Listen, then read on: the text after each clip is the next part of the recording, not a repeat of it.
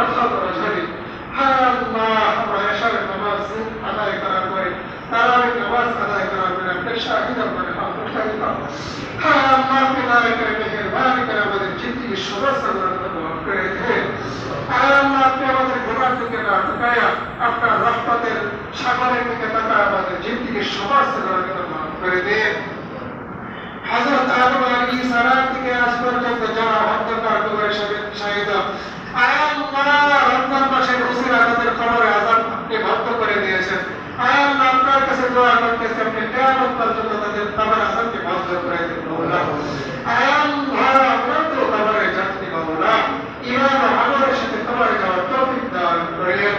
আয় আল্লাহ, একটা গুনাহ থাকা অবস্থায় মৃত্যু দিয়েন না, যে কোনো অবস্থায় হোক, আয় আল্লাহ, যে কোনো অবস্থায় হোক জিন্দিগির সমস্ত গুনাহকে মাফ করে দিয়ে মেহেরবান মাসুম বানিয়ে আমাদেরকে কবরে নিয়ে মাওলা।